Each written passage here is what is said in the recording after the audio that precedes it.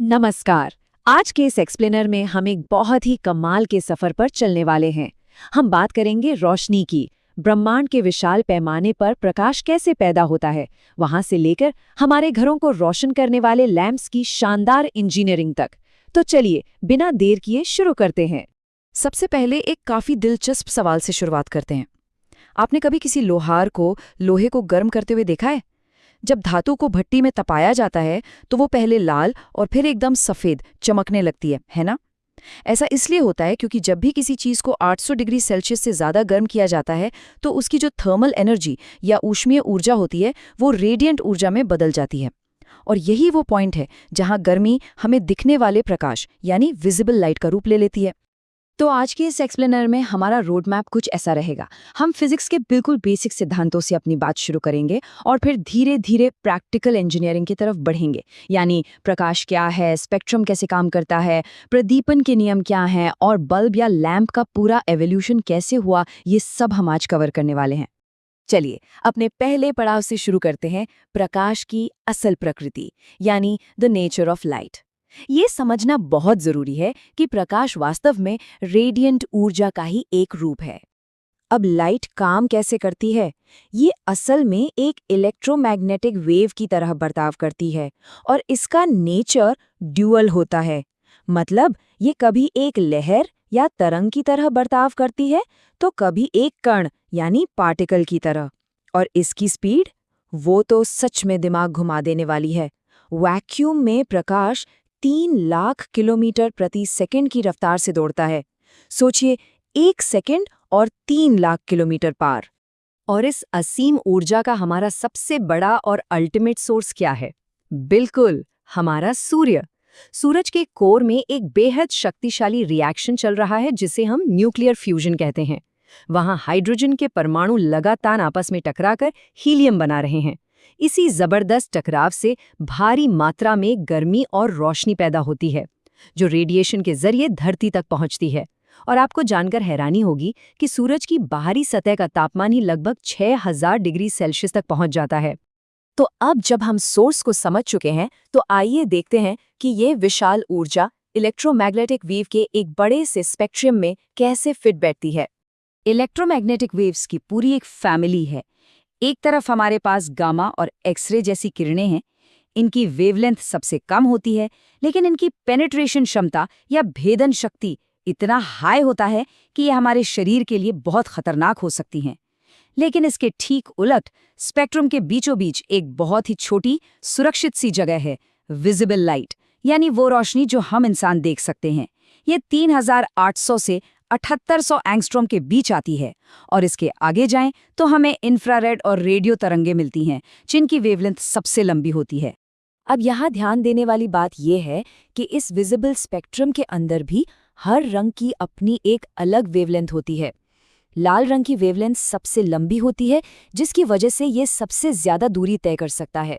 यही कारण है कि ढलते हुए सूरज के वक्त हमें आसमान एकदम लाल या नारंगी नजर आता है। वहीं स्पेक्ट्रम के दूसरे छोर पर वॉयलेट या बैंगनी रंग होता है, जिसकी वेवलेंथ हमारे दिखने वाले स्पेक्ट्रम में सबसे छोटी होती है।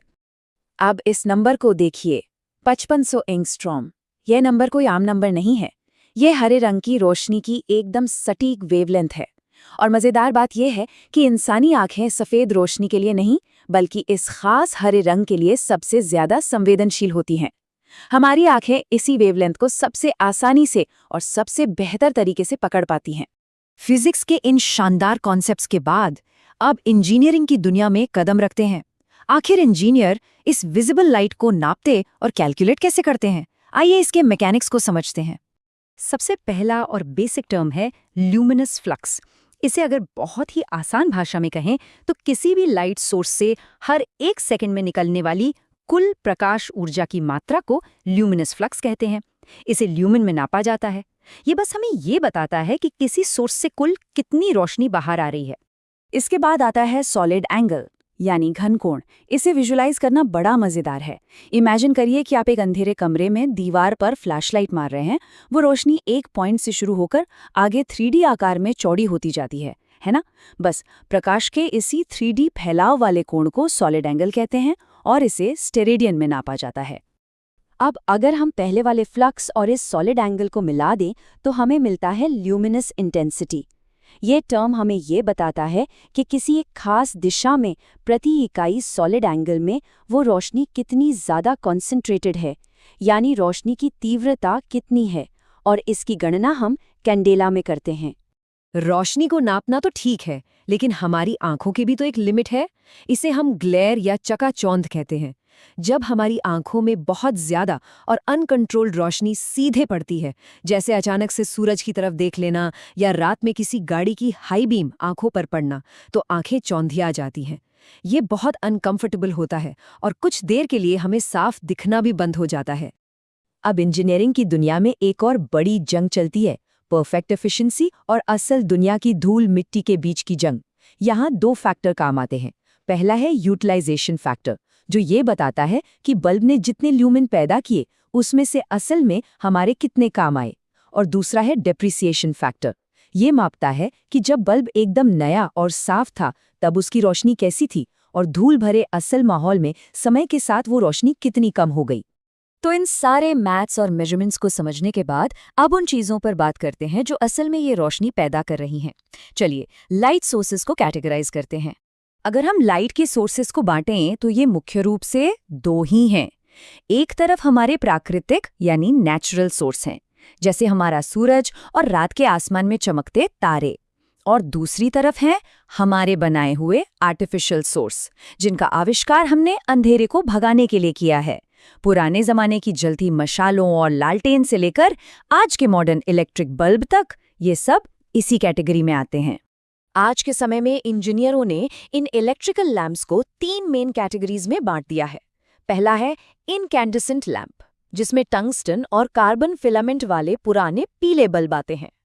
दूसरा है कार्बन आर्क वाले आर्क लैंप, और तीसरी सबसे मॉडर्न कैटेगरी है गैस डिस्चार्ज लैंप्स की, जिसमें सड़कों पर दिखने वाले सोडियम लैंप, नियॉन लाइट्स और हमारे घरों की ट्यूबलाइट्स शामिल हैं।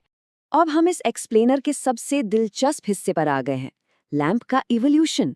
ये देखना सच में कमाल का है कि कैसे इंजीनियरों ने बल्ब के अंदर पैदा होने वाली भयानक गर्मी और फिलामेंट के पिघलने जैसी समस्याओं को मात दी। टेक्नोलॉजी के सफर को देखिए। सबसे पहले आए कार्बन फिलामेंट वाले लैंप। ये बस लाल होकर चमकते थे और इनका मेल्टिंग पॉइंट करीब 3400 डिग्री सेल्सियस था। फिर मॉडर्न एरा में हमने टंगस्टन फिलामेंट का इस्तेमाल शुरू किया, क्योंकि ये ज्यादा गर्मी सह सकता था और रोशनी भी बेहतर देता था। और फिर आया एडवांस एरा, जहां इंजीनियरों ने बल्ब के अंदर वैक्यूम रखने के बजाय उसमें गैस भरना शुरू कर दिया। पर सवाल यह है कि बल्ब के अंदर गैस भरने की क्या जरूरत पड़ गई। दरअसल पुराने वैक्यूम बल्ब में जब फिलामेंट बहुत गर्म होता था तो उसका वाष्पीकरण होने लगता था और वो भाप बल्ब के कांच पर अंदर से चिपक कर उसे काला कर देती थी। इसे रोकने के लिए इंजीनियरों ने बल्ब में आर्गन जैसी अक्रिय गैसें यानी इनर्ट गैसें भर दी। इस गैस ने फिलामेंट को भाप बनने से रोक दिया। इससे कमाल ये हुआ कि बल्ब की लाइफ भी बढ़ गई और उसकी चमक भी कम नहीं पड़ी। ये चमकते हुए फिलामेंट वाले बल्ब इतिहास के लिए बहुत खास हैं, लेकिन आज की डेट में इनमें एक बहुत बड़ी खामी है, वो है इनकी एनर्जी एफिशिएंसी। ये बिजली बहुत पीते हैं और रोशनी कम देते हैं। एक इनकैंडेसेंट लैंप 1 वॉट बिजली खर्च करके सिर्फ 10 से 15 ल्यूमिन रोशनी ही दे पाता है, जो कि बिल्कुल भी एफिशिएंट नहीं है। और बस इसी समस्या को सुलझाने के लिए अगली पीढ़ी के लैंप्स सामने आए, गैस डिस्चार्ज लैंप्स। इनमें गर्म धातु के तार की जगह सीधे चमकती हुई गैस का इस्तेमाल किया गया, जिसने एफिशिएंसी को कई गुना बढ़ा दिया। Sodium vapour lamp, neon lamp, mercury vapour lamp और हमारे घरों में रोज इस्तेमाल होने वाली ट्यूबलाइट्स, ये सब इसी शानदार टेक्नोलॉजी की देन है। तो अब रोशनी की इस शानदार इंजीनियरिंग को समझने के बाद सोचने वाली बात यह है कि हमारी लाइट के सोर्स लगातार आर्टिफिशियल होते जा रहे हैं। ऐसे में एक बड़ा सवाल जहन में आता है, सूरज की प्राकृतिक रोशनी से दूर इस कृत्रिम रूप से जगमगाती हुई दुनिया में हमारी आंखें भविष्य में खुद को कैसे ढालेंगी? क्या हमारी बायोलॉजी इस बदलाव को झेल पाएगी? ये सोचने वाली बात है ना? खैर, इस एक्सप्लेनर में बस इतना ही। हमारे साथ इस सफर में जुड़ने के लिए आपका बहुत बहुत शुक्रिया।